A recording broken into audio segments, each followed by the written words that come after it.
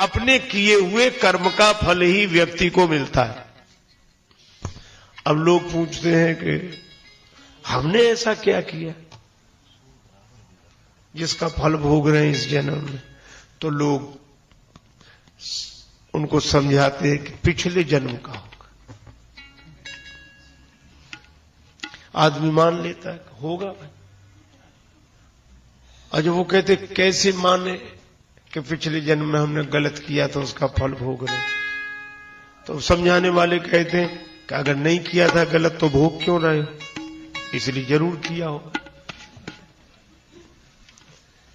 तो अनुमान और शास्त्र प्रमाण के आधार पर पूर्व जन्म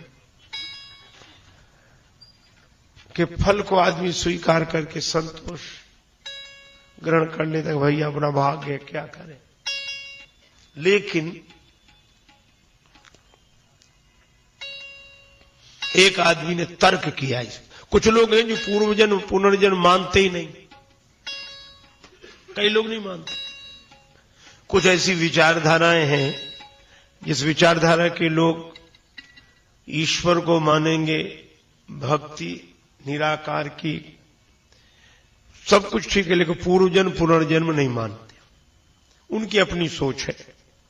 एक बार ऐसे ही आदमी हर एक से भिड़ जाता और यही पूछता क्यों तुम पूर्व जन्म मानते हो? तब सभी सत्संगी लोग कहेंगे हाँ मानते। बोले तो मानते हो पूर्व जन्म? पूर्व जन्म मानते हो? बोले हाँ। तुम्हारा अभी हुआ होगा पिछला जन्म? हाँ हुआ था। तो बोले बताओ तुम कौन थे पिछले जन्म? अब कौन क्या बता दे, पता ही नहीं है। थे जरूर, ऐसा अनुमान लगता है और शास्त्र भी स्वीकार करते हैं, इसलिए मानना पड़ता है कि थे जरूर, लेकिन कौन थे ये याद नहीं।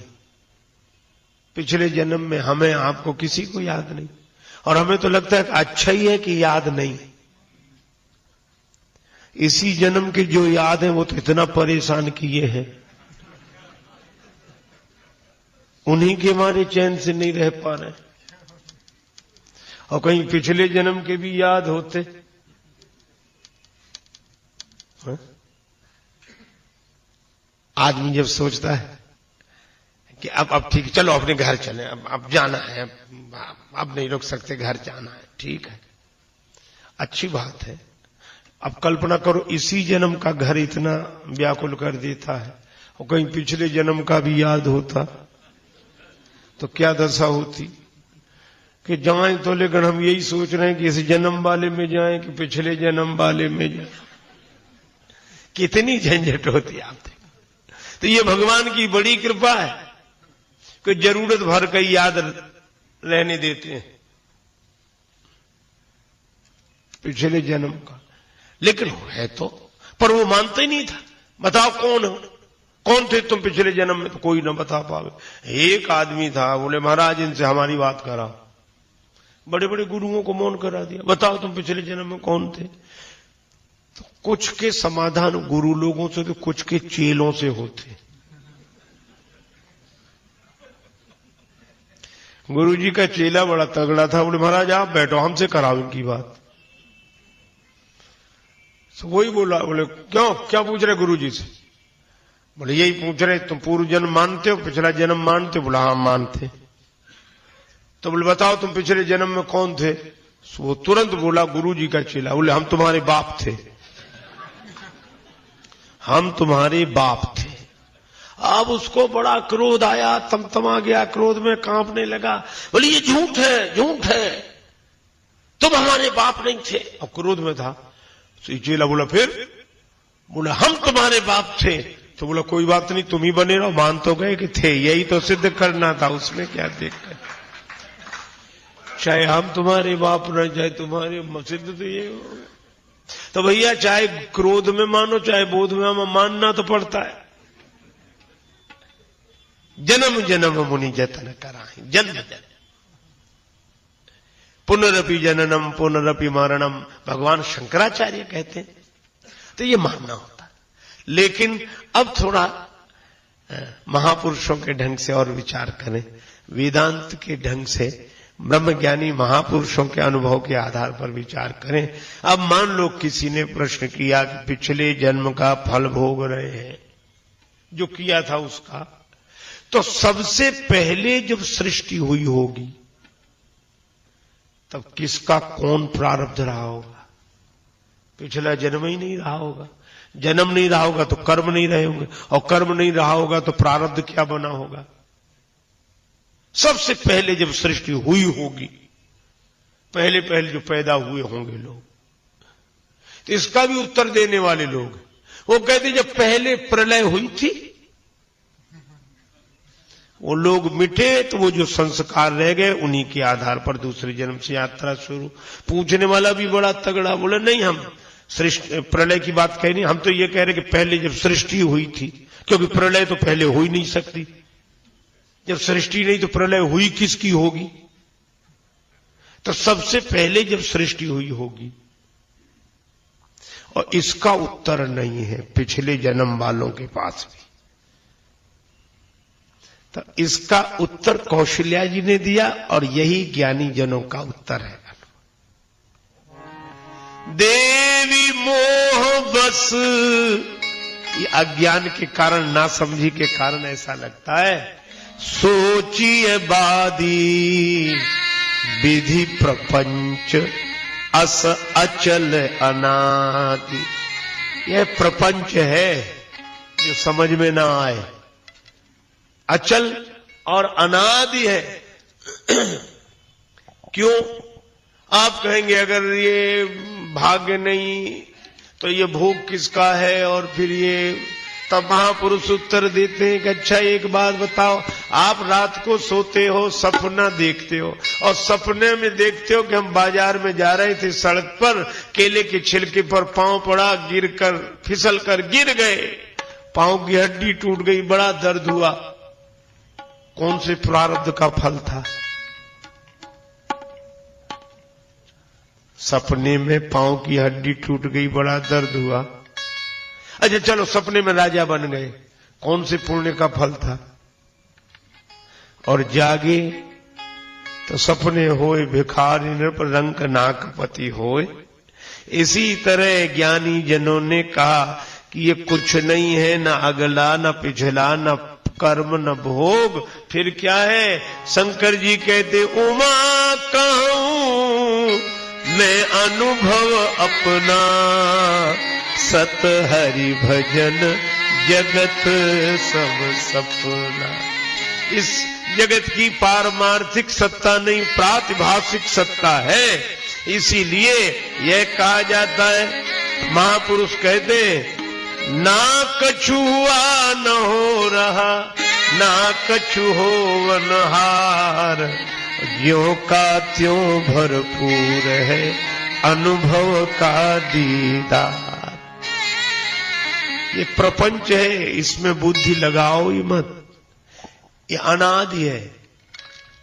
देखो अविद्या अनादि है, ये अज्ञान भी तो अनादि काल से है, लेकिन अनंत नहीं है।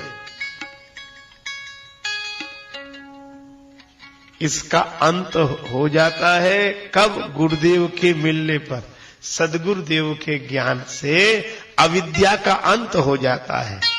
अनादि तो है पर अनंत नहीं है, पर यह ज्ञान और भगवान अनादि हैं और अनंत हैं। तो कौशल्या जी ने कहा कि इसमें किसी का दोष नहीं।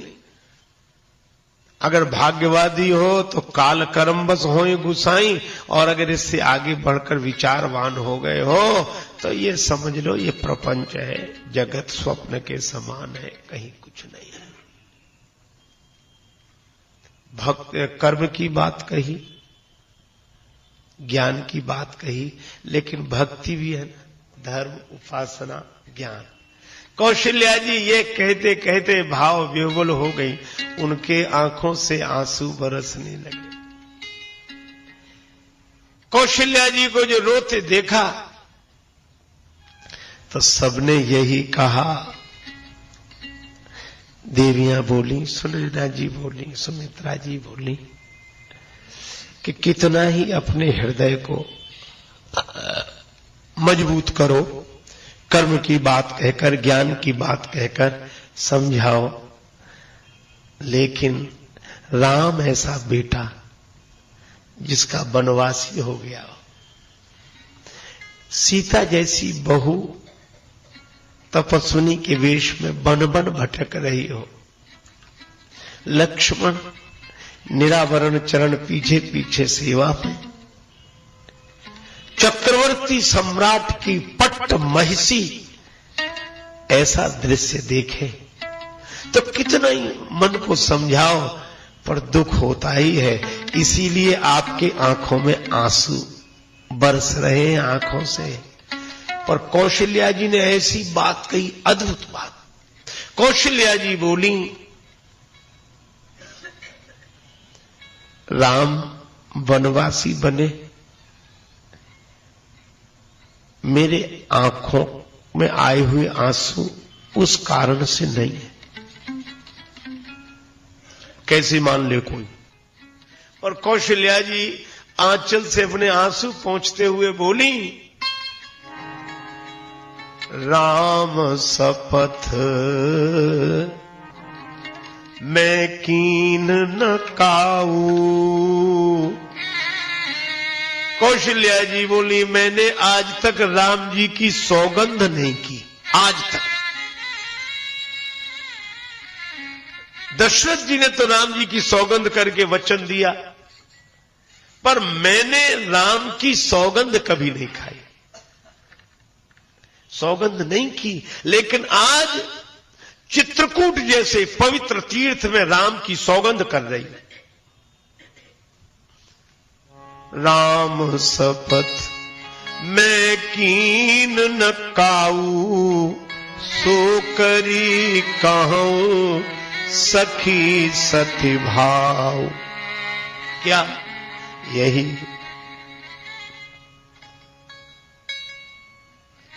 राम जाहि बन,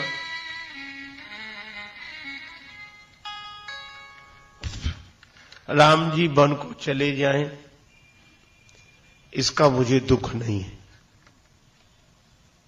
लक्ष्मण जानकी बन जा रहे हैं, दुख नहीं। फिर आंसू क्यों?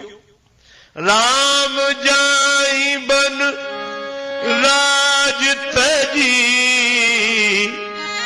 भल परिणाम न पूछ।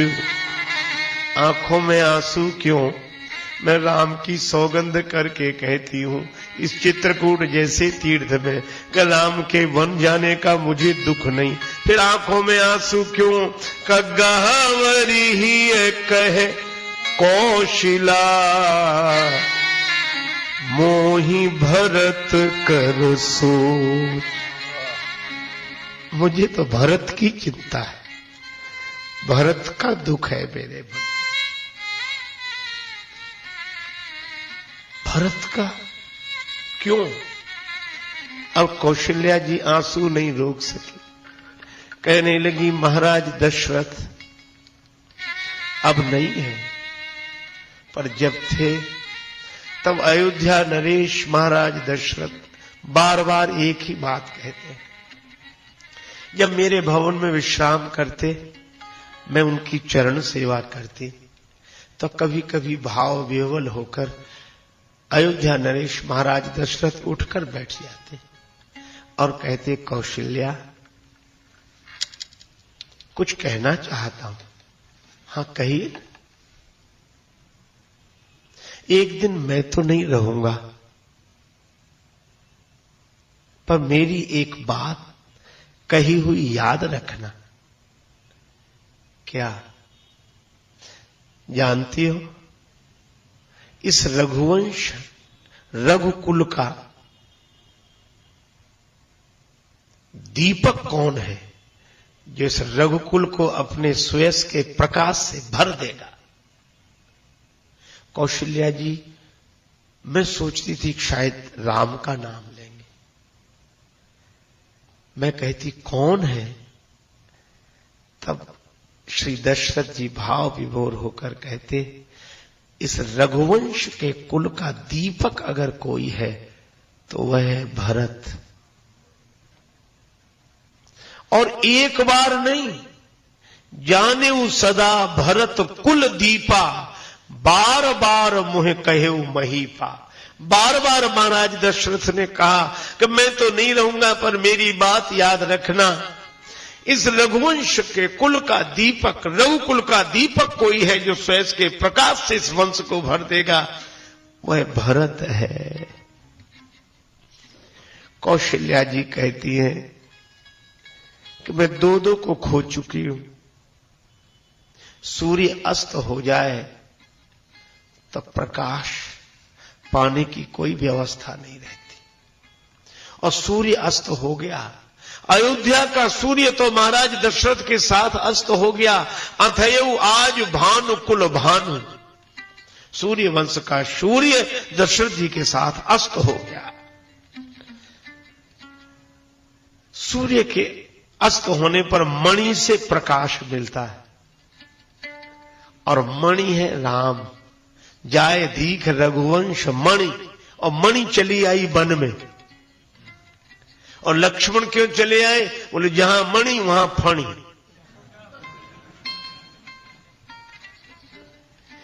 तो जब सूर्य अस्त हो गया हो और मणि रहे नहीं संग, तब तो दीपक का ही सहारा होता है, उसी से प्रकाश होता है दीपक का। और दीपक जाने सदा भरत कुल दीपा। तो मुझे सोच यह है कि ये भरत रूपी दिया कहीं बुझ न जाए। और इसे कौन बुझाएगा? हवा। हवा कौन सी? काहि न शोक समीर डुलावा। शोक का समीर इस भरत रूपी दिए को बुझा न दे, यही मुझे डर है। मैं सूर्य को खो चुकी हूं, मणि मुझसे दूर चली गई है, अब तो दिए का ही भरोसा है। और ये दीपक कहीं राम विरह में शोक के समीर के कारण बुझा न दिया जाए। मोरे सोच भरत कर भारी, एक बार नहीं दूसरे मुझे भारी सोच है भरत का। और जब कौशल्या जी ने यह रोकर कहा कि मुझे भरत की चिंता है, देख स्वभाव कहत सब कोई, राम मातु अस काहे न हो। जब कौशल्या जी ने कहा कि मुझे भरत की चिंता है, इसलिए हे सुनैना जी, आप विवेक निधि बल्लभा हैं, आपको कौन उपदेश दे सकता है, पर रानी राय सन अवसर पाई। अगर अवसर मिल जाए तो महाराज जनक से यह कह देना कि भरत को राम के साथ भेज दे वन, क्योंकि भरत राम के बिना रह नहीं पाएगा और मुंह से यह कह भी नहीं पाएगा। रहे नीक मुह लागत नाही, गूढ़ स्नेह भरत मन माही, रहे नीक मुह लागत नाही। और जब कौशल्या जी ने यह बात कही, सब भाव विभोर हो गई, सब देवियों की आंखों से आंसू बरसने लगे। और उस समय तुलसीदास जी कैकेयी माता का चित्र खींचते हैं कि कैकेयी माता की क्या दशा है। उनको लगा एक राम की मैया जो भरत के लिए आंसू बहा गई, और एक अभागिनी भरत की मां। युग युग तक चलती रहे यही कठोर कहानी। रघुकुल में भी थी एक अभागिन रानी, पर क्या करे अबला जीवन हाय तुम्हारी यही कहानी। आंचल में है दूध और आंखों में पानी। तुलसीदास जी कहते हैं कैकेयी जी सोच रही है, अवनी जमही जांचत कैकेयी। दो से प्रार्थना कर रही है कैकेयी, सिर झुका हुआ है, आंसू बरस रहे हैं, पृथ्वी की ओर देख रही है, प्रार्थना ऊपर वाले से कर रही है। अवनी जमही जांचत कैकेयी, पृथ्वी से कह रही कि तू फट जा, तो मैं इसमें समा जाऊं। क्या मोह लेकर मैं इन सब की तरफ देखूं? कौशल्या जी की तरफ कैसे देखूं? ये पृथ्वी फट जाए तो मैं इसमें समा जाऊं, और अगर पृथ्वी नहीं फटती तो यमराज से कह रही तू ही प्राण ले जा। अवन जमही जांचत कैकेयी और मही न बीचू। पृथ्वी फटकर जगह नहीं दे रही है और विधि मीचू न दे। और ब्रह्मा ये भाग्य मौत नहीं दे रहा है। पश्चाताप की प्रतिमा बनी है कैकेयी। सुनैना जी ने भी देखा यह शोक का वातावरण, जैसे करुणा जन करुणा बहुबेश विसूरति, जैसे करुणा अनेक रूपों में प्रकट होकर आंसू बहा रही हो। सुनैना जी ने सिय हित विनय सुनाई। आज्ञा हो। कौशल्या जी से कहा तो बेटी जानकी को मैं अपने साथ लेती जाऊं, पिता से मिल लेगी। कौशल्या जी ने कहा कि इसमें क्या पूछा। सीता जी को लेकर सुनैना जी गई। जनक जी परम विरागी है, परम ज्ञानी है, लेकिन अनुरागी है। जब श्री जानकी जी को देखा, आहा, याद आ गए बीते हुए क्षण।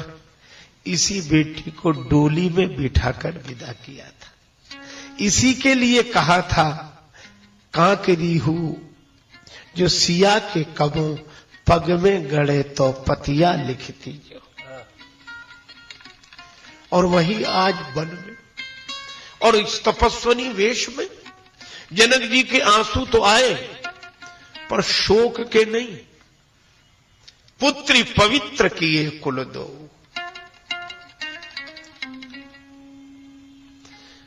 तुलसीदास जी कहते महाराज जनक ने कहा कि मेरी पुत्री ने, पुत्र तो नहीं था, पुत्री थी, लेकिन पुत्री ने दोनों कुलों को पवित्र कर दिया, पिता के कुल को भी और पति के कुल को भी।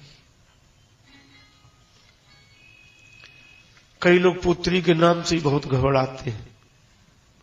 महाराज बेटी हुई है, क्या कर बेटी। तो हमने कहा इतना काहे को रोते हो, बेटी हुई है, बेटा बेटा हुआ। बोले बेटा नाम चलाता है, बेटी से नाम थोड़ी चलता है, बेटे से नाम चलता है, बेटी तो पराया धन। हमने कहा एक बात बताओ, बेटा नाम चलाता है कि नाम कटाता है?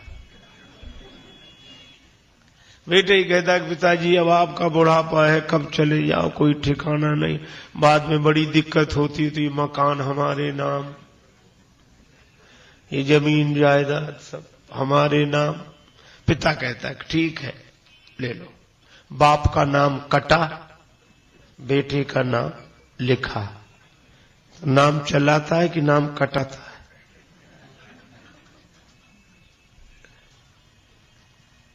मैं कोई बेटों का विरोध नहीं कर रहा हूं, आप ऐसा न समझ लें, लेकिन जो बेटों के कारण बेटियों की उपेक्षा करते उनकी बात कह रहा हूं। देखो बेटा बुद्धिमान हो सकता है पर बेटी हृदयवान होती है।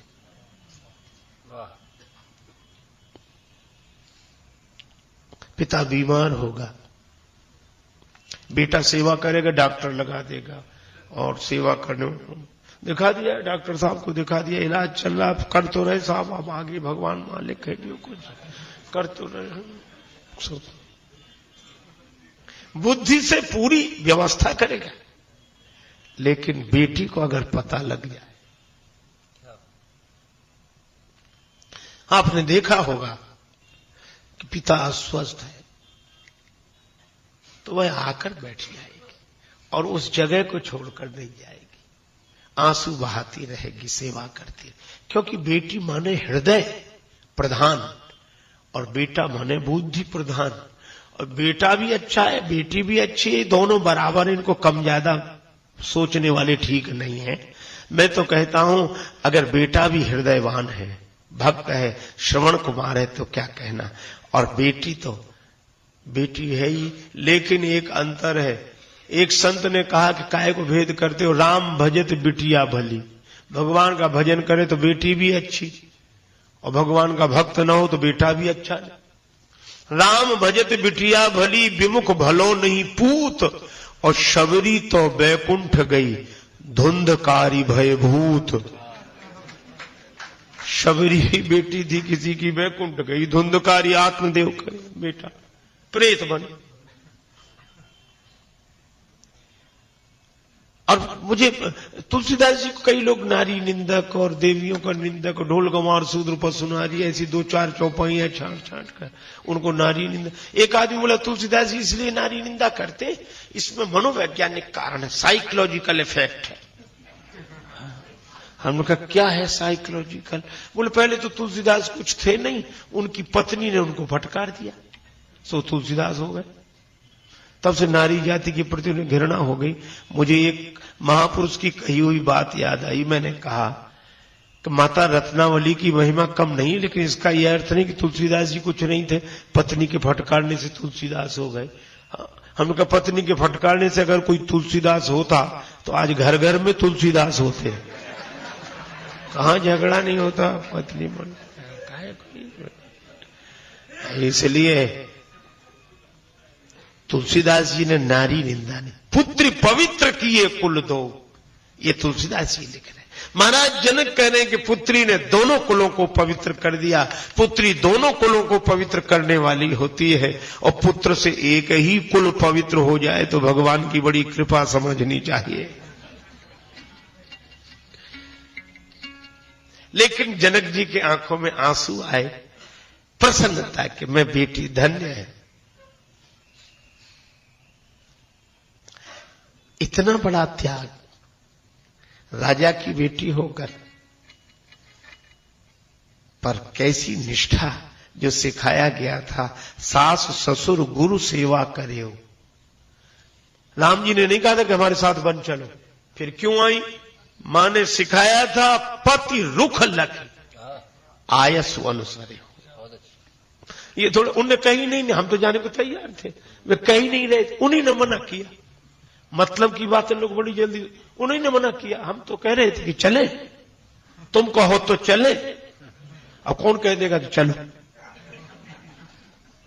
पर सीता जी ने मना करने के बाद भी मैं चलूंगी, ये पति रुख लखी। इसीलिए जनक जी कहते हैं पुत्र पवित्र किए कुल दो। लेकिन जो तपस्विनी वेश देखा तो उनकी आंखों में आंसू इसलिए भी आए। एक पिता ने, इसी युग की घटना है, अपनी बेटी का विवाह किया। एक ही बेटी थी, बहुत ठाट बाट से, और जितना जो कुछ बन सकता था सामर्थ्य और श्रद्धा पूर्वक दिया। पर विधाता क्या करे कोई पता नहीं है। बेटी ससुराल पहुंची और दूसरे ही दिन उसकी मृत्यु हो गई। ससुराल वाले, माता पिता, परिजन पर सब दुखी थे, सब इकट्ठे हुए, सबके आंखों में आंसू थे। पिता कवि था, हृदयवान व्यक्ति था। जब बेटी को ले जाया जा रहा था स्मशान, कफन उड़ाया गया,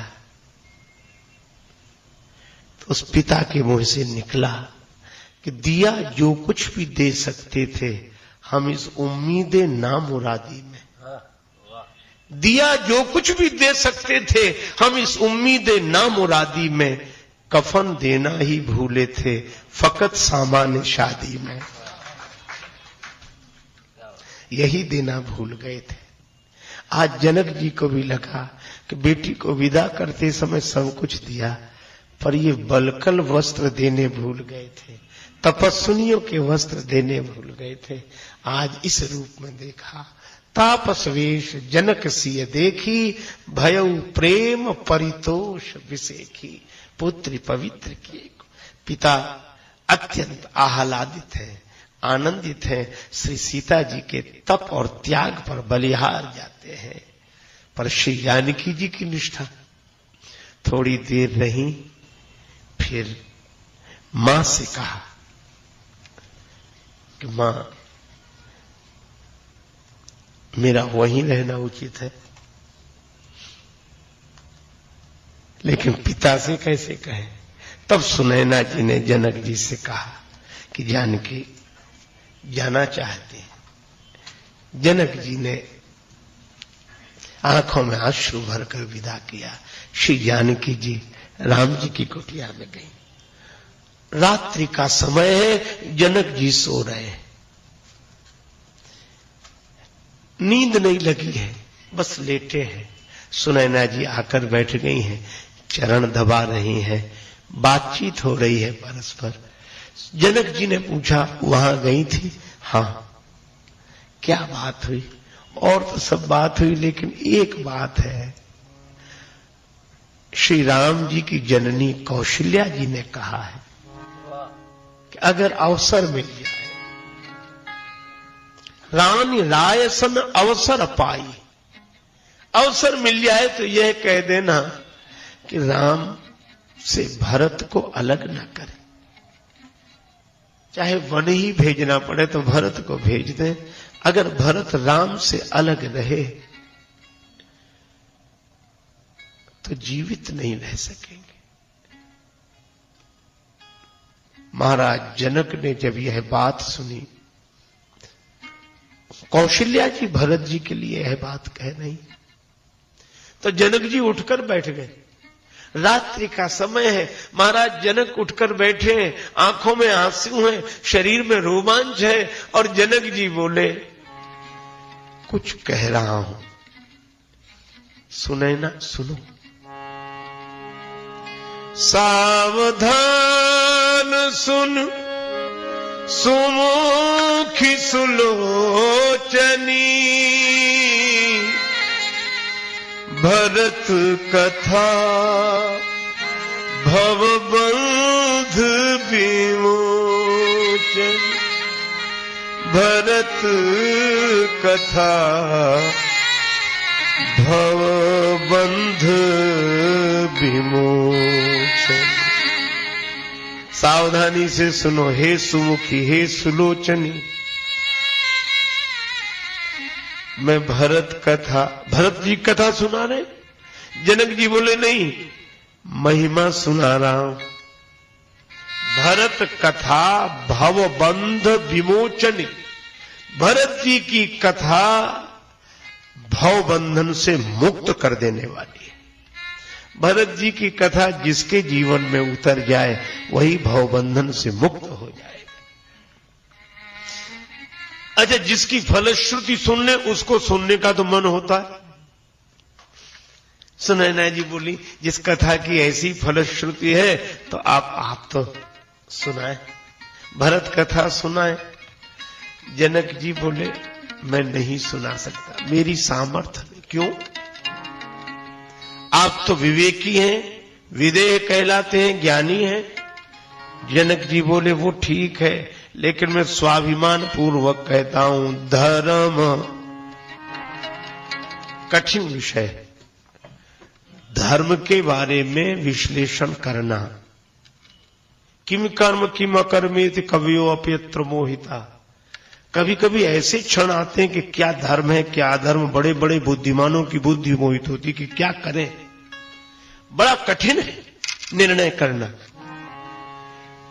धर्म राजनय ब्रह्म विचारू,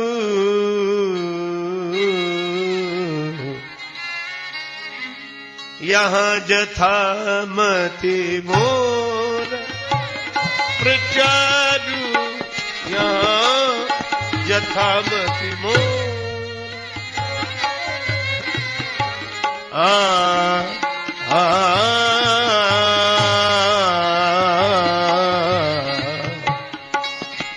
यहाँ जथामति मोर।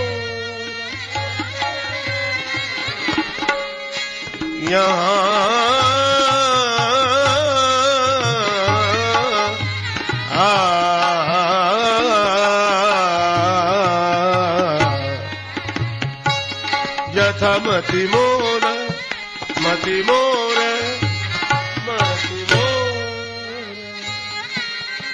यहां जथामति मोर प्रचार। धर्म सूक्ष्म विषय है विश्लेषण के लिए, राजनीति और कठिन, और ब्रह्म विचार वेदांत का विश्लेषण व्याख्यान करना सूक्ष्म विषय बहुत। मति न लखे जही मति लखे। पर जनक जी कहते हैं धर्म, राजनीति और ब्रह्म विचार वेदांत जैसे सूक्ष्म विषय का विवेचन मेरी बुद्धि कर सकती है,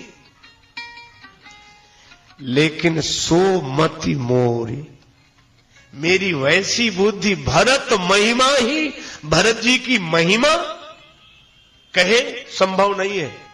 कहे का छुअ सकती न छाही, भरत जी की छाया भी नहीं छू सकती।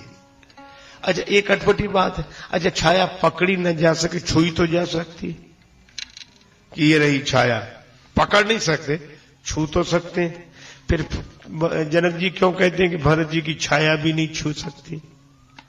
उसका अर्थ यह है, सुनैना जी से जनक जी ने कहा कि व्यक्ति की छाया छुई जा सकती है, पर व्यक्ति की छाया नहीं छुई जा सकती। तो भरत व्यक्ति है ही नहीं, भरत ही जान राम परिछाही। भरत जी तो राम जी की छाया है, तो राम जी की छाया तो छुई जा सकती है, पर छाया की छाया कैसे छुई जा सके? कहे का छुअ सकती न छाही। तो मुझे भरत जी की कथा, जनक जी बोले कात शारदव कर मति ही, सागर सीप की जाही उली। तो गुरु वशिष्ठ जी का भरत महामहिमा जल राशि, मुनिमति ठाण तीर अबलासी। तो भरत जी की महिमा कितनी है कोई नहीं जानता,